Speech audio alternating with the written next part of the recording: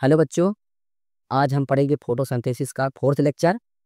Fourth lecture में आज इसके पहले हम पढ़ चुके थे, थर्ड लेक्चर में ही पढ़ चुके थे कि एटीपी कैसे बनता है, एटीपी और एनएडीपीएच2 एनएडीपीएच कैसे बनता है और ऑक्सीजन रिलीज होता है कहाँ से होता है। तो ये मैं पढ़ा चुका हूँ, फिर भी एक बार बता देता हूँ कि एटीपी जो है ड्यूरिंग लाइट के प्रेजेंस में, ड्यूरिंग लाइट रिएक्शन के समय क्या बनता है, एटीपी और एनएडीपीएच।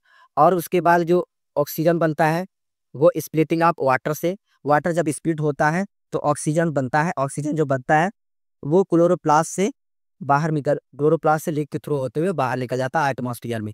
लेकिन एटीपी जो एनएडीपीएच बनता है उसका कोई ना कोई काम होगा। एटीपी क्या करने के लिए, एटीपी एक हमारे जो एनर्जी करेंसी है, जो प्लांट की एनर्जी करेंसी है, प्लांट में जो एनर्जी यूज होगा किसको बनाने के लिए, ग्लूकोज बनाने के लिए।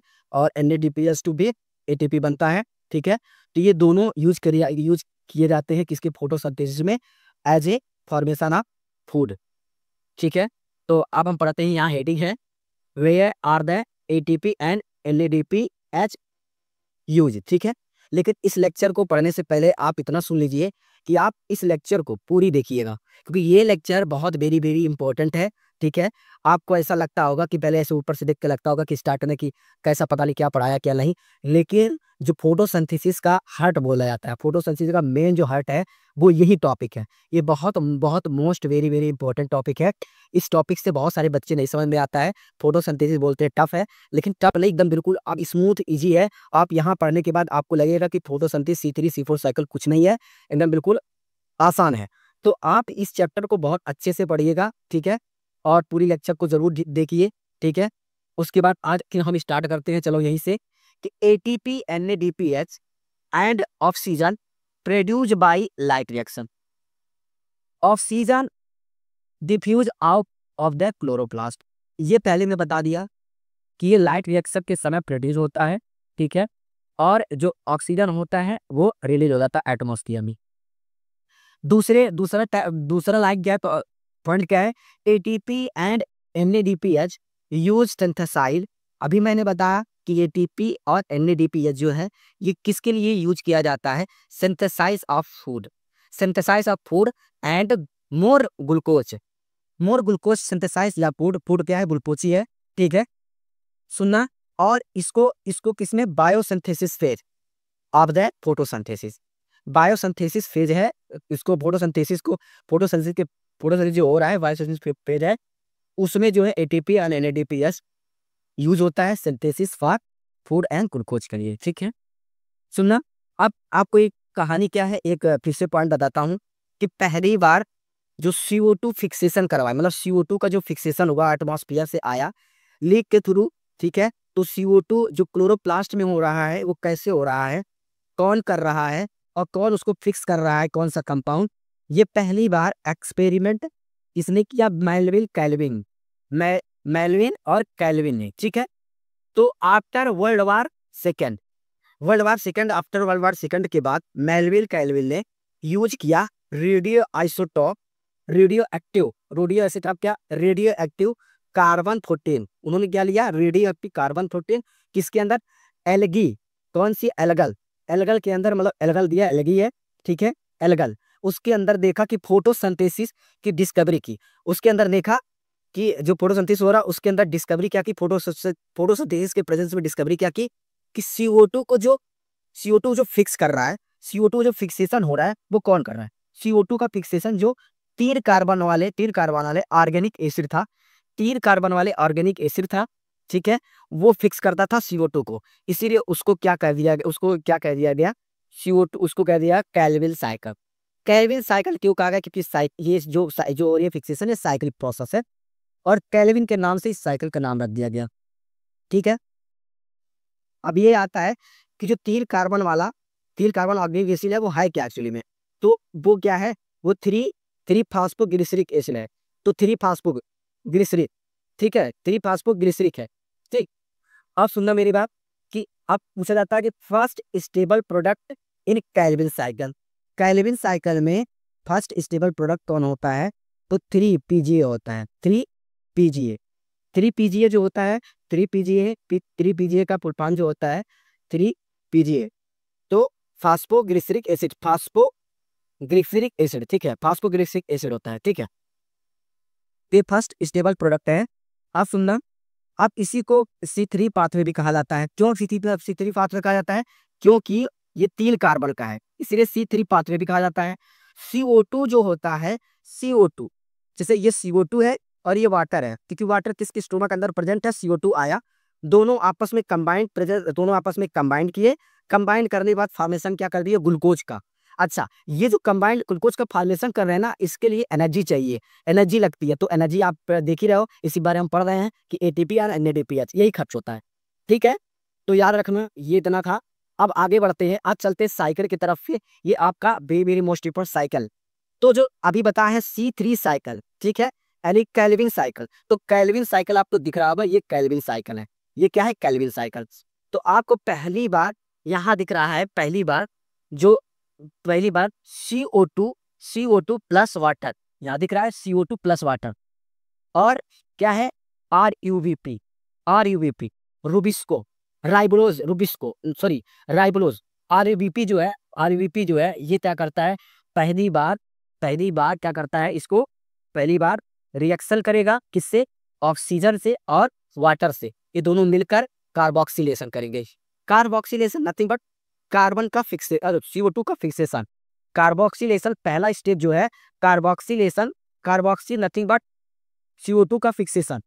तो राइबोलोज 1,5 बिसफॉस्फेट जो है, RABP का नाम है। RABP जो होता है, CO2 एंड वाटर से रिएक्शन करके, CO2 एंड वाटर से रिएक्शन, CO2 एटमॉस्फेयर से, एटमॉस्फेयर से क्या स्टोमा के अंदर ये हो रहा है, किसके अंदर, स्टोमा के अंदर हो रहा है। तो स्टोमा के अंदर ये हो रहा है, तो इसलिए CO2 वाटर मिलके और RUBP कार्बोक्सिलेशन करते हैं CO2 को फिक्स करने। CO2 को फिक्स करने के बाद पहली बार जो बनाए क्री फास्फोग्लिसरेट, 3-फास्फोग्लिसरेट जो होता है, ये दो मालिक्यूल बनता है 3PGA, 2 मालिक्यूल 3PGA बनता है, ठीक है। लेकिन ये आता है कि जो RUBP है, ये कार्बोक्सिलेशन कर रहा है, लेकिन इसके लिए कौन सी एंजाइम जिम्मेदार है। तो याद रखना, यूज जो है कार्बोक्सिलेशन हो रहा है, CO2 का फिक्सेशन हो रहा है, ये एंजाइम कौन से, इसको कौन से एंजाइम इन्वॉल्व है। तो एंजाइम जो होता है RUBP कार्बोक्सिलेज ऑक्सीजनेज, ठीक है, RUBP कार्बोक्सिलेज ऑक्सीजनेज, ये क्या है, एंजाइम है, किसको फिक्सेशन करने की, CO2 फिक्सेशन करने की, RUBP से रिएक्शन करके। उसके बाद क्या होता है कि या तो ये होगा, या तो आपको रुबिस्को होगा। रुबिस्को जो होता है ना, ये यूनिवर्सल एंजाइम होता है, मतलब होल बायोस्फीयर के अंदर, होल बायोस्फीयर के अंदर ऑल फोटोसिंथेसिस जो प्लांट करने वाले हैं, उनके अंदर रुबिस्को पाया जाता है। तो इसलिए इसको होल बायोस्फीयर एंजाइम भी कहा जाता है। तो रुबिस्को का फुल फॉर्म होता है राइबोलोज बिसफॉस्फेट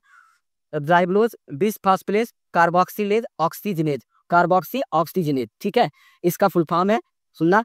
तो ये क्या है, ये एंजाइम है, और एंजाइम क्या करते हैं, CO2 को फिक्सेशन करने के लिए हेल्प करते हैं, ठीक है, रिएक्शन में। जब फिक्सेशन होने के बाद तो फिर क्या बना देगा, 3-फास्फोग्लिसरेट, और 3-फास्फोग्लिसरेट के बाद उसका रिडक्शन होगा। रिडक्शन जो होता है, रिडक्शन क्यों हो रहा है, क्योंकि ATP जो है, ATP और NADPH ये टूट के बन रहे हैं ADP एंड NADP प्लस में। ये क्या हुआ, ATP टूट गया, तो ATP जो टूट रहा है, ये क्या बने, इसका क्या हो रहा है, रिडक्शन होने के बाद क्या बनाएगा, ट्रायोज फास्फेट, ठीक है। तो याद रखना, एक साइकिल में 2 ATP 2 NADH रिडक्शन में भाग लेते हैं, रिडक्शन में यूज होते हैं, उसका रिडक्शन होता है, ठीक है। और क्या बनाते हैं, ADP और इनऑर्गेनिक फास्फेट, NADP प्लस, ठीक है, सुनना। अब रिडक्शन हो गया, रिडक्शन होने पर क्या बनाया, ट्रायोज फास्फेट बनाया। ट्रायोज फास्फेट यहाँ लगातार क्या बनता है, सुगर स्टार्च, यहीं पे लगातार कन्वर्ट होता रहता है। फिर उसके बाद दिल क्या होता है, उसका रीजनरेशन होता है। तो उसके लिए क्या होता है, रीजनरेशन के लिए एक ATP और खर्च होता है। जब रीजनरेशन मतलब फास्फोराइलेशन, यहाँ फिर से रुबिस्को का RUBP का फॉर्मेशन होगा। तो RUBP का फॉर्मेशन करने के लिए एक एटीपी और खर्च हो जाता है, एक एटीपी और, इसी को रीजनरेशन कहा जाता है। एक एटीपी और इसी को regeneration of formation phosphorylation to form RBP, ठीक है, फॉर्म ऑफ आरबीपी।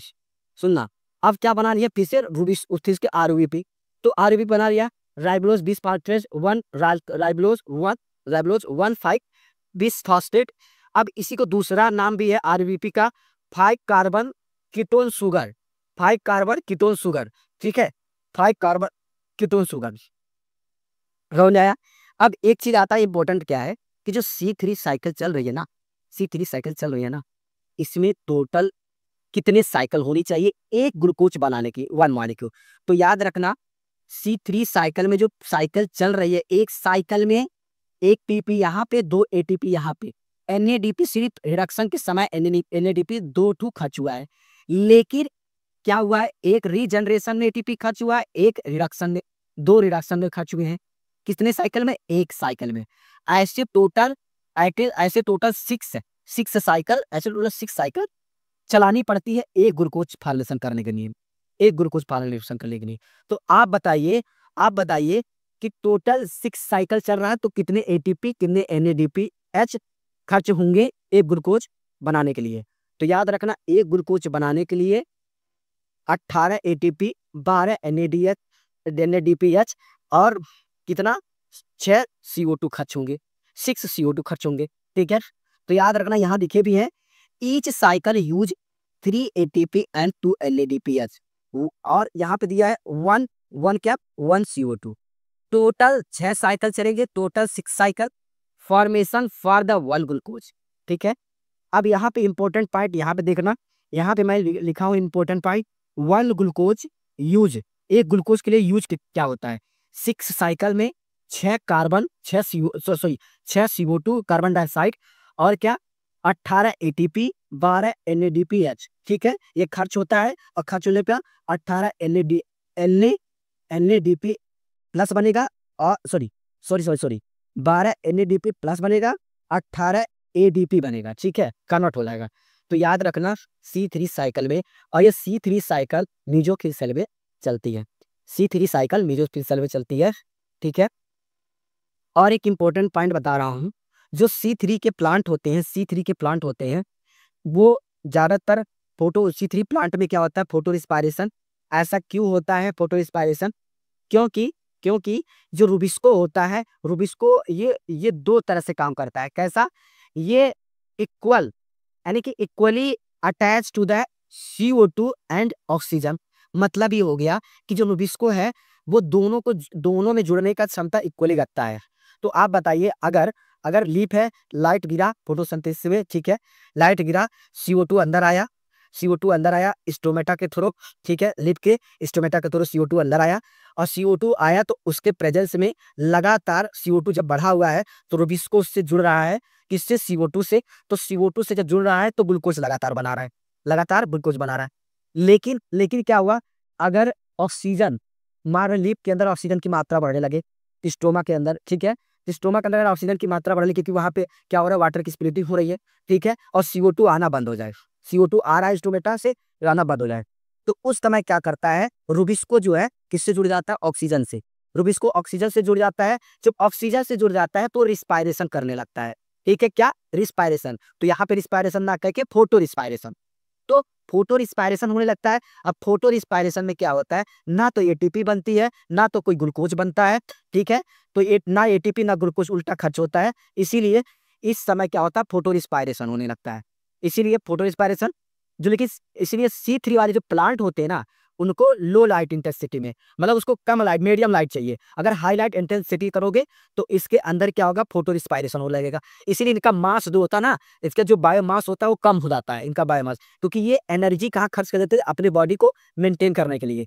जो प्लांट अपने बॉडी मेंटेन करने के लिए अपनी क्या एनर्जी खर्च, क्योंकि भाई ऑक्सीजन है, ऑक्सीजन के प्रेजेंस में एटीपी यूज होगा, ग्लूकोज बनेगा नहीं तो ग्लूकोज उल्टा यूज कर देगा, तो जो है वो फिक्सेशन ग्लूकोज का नहीं कर पाएगा, स्टार्च नहीं बना पाएगा, इसीलिए उसका बायोमास कम हो जाएगा। सुनना, तो आपको याद रखना जो रूबिस्को है ये दोनों से जो जुड़ने की टेंडेंसी बराबर रखती है। अगर CO2 है तो CO2 से, अगर ऑक्सीजन है तो ऑक्सीजन से। अच्छा, ये सोच रहे होगे कि ऐसा कब होता होगा? ऐसा जब आप ड्यूरिंग मॉर्निंग के समय, जो मॉर्निंग के समय है यानी कि सुबह जैसे होती है, सनलाइट, सूरज निकलता है, उसकी सनलाइट गिरती है लीफ के ऊपर, तो उस समय CO2 क्या होता है, अंदर आराम से जाता है। क्यों? क्योंकि उस समय स्टोमेटा ओपन हो जाता है। तो क्योंकि लाइट हाई लाइट इंटेंसिटी नहीं होती है, तो उस समय क्या होता है, आराम से फोटोन मतलब जो लाइट गिरती रहती है और फोटोसिंथेसिस होता रहता है और ऑक्सीजन भी बराबर निकलती रहती है बाहर।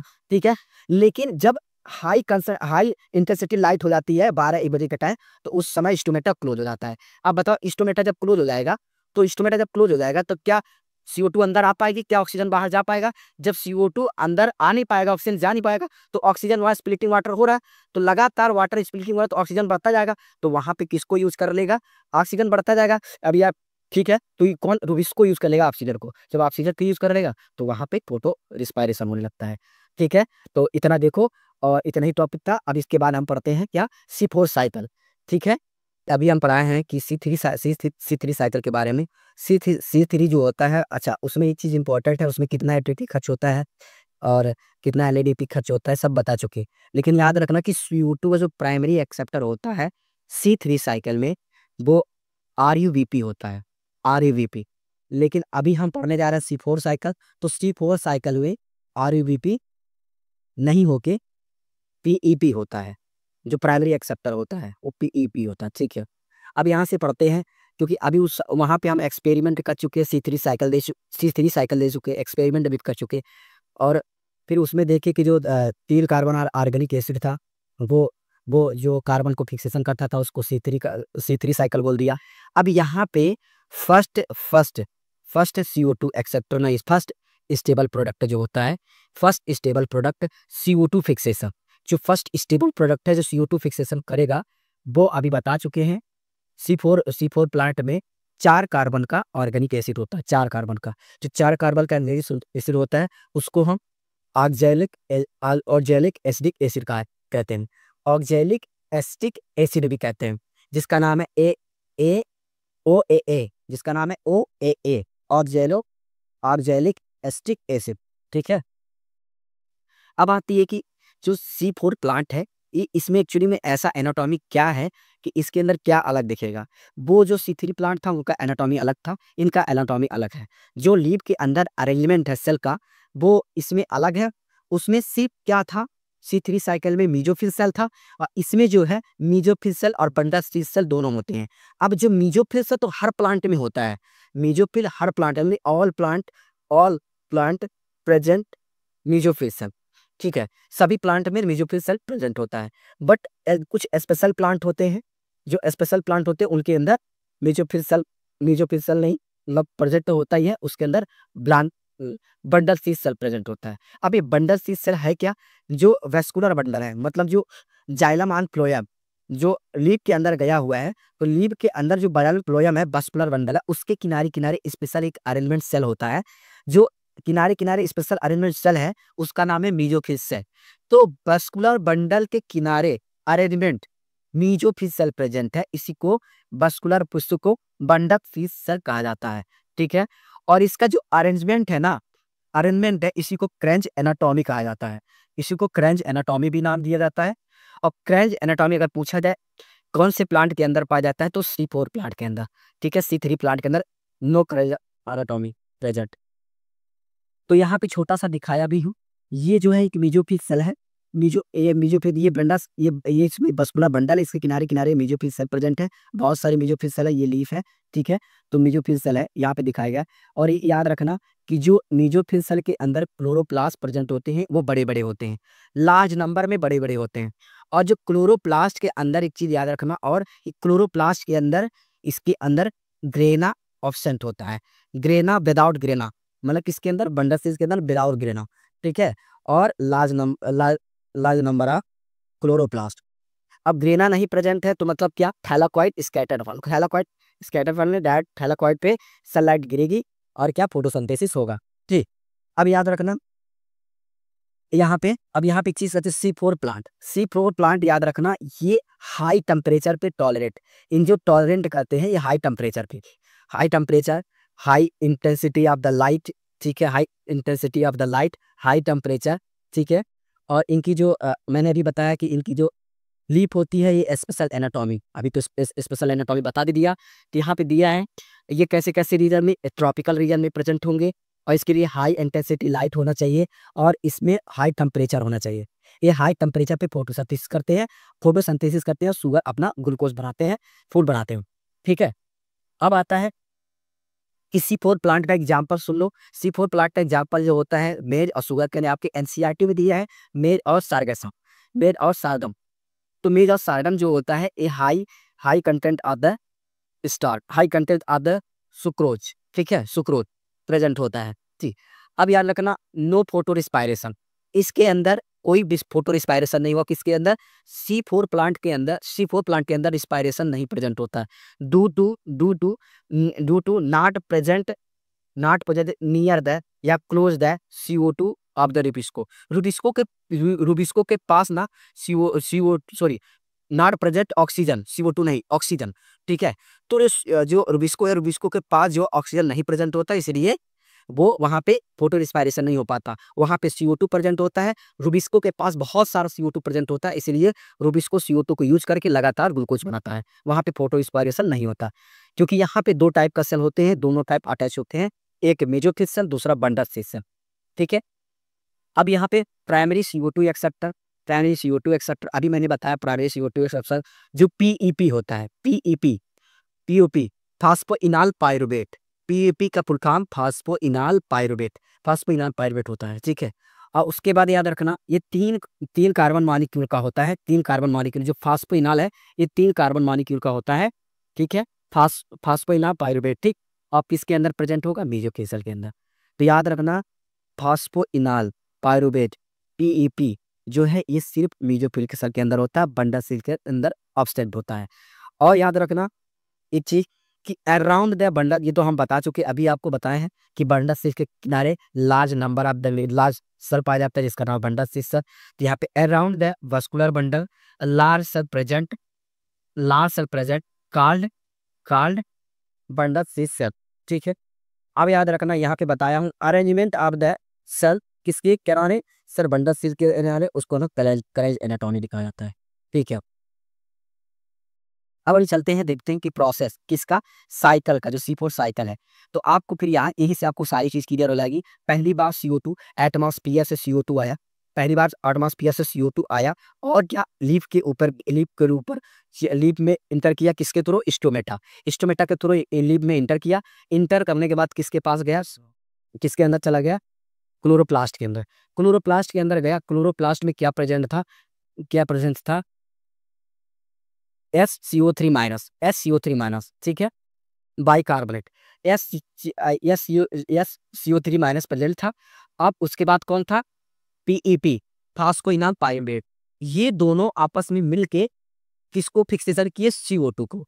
अब जब ये दोनों आपस में मिलिए रिएक्शन किए, लेकिन इसमें पूछा जाए कौन सा एंजाइम लगती है CO2 फिक्सेशन करने के लिए, ठीक है। पहली बार जो CO2 फिक्सेशन हो रही है, प्राइमरी एक्सेप्टर कौन बता दिए, PEP।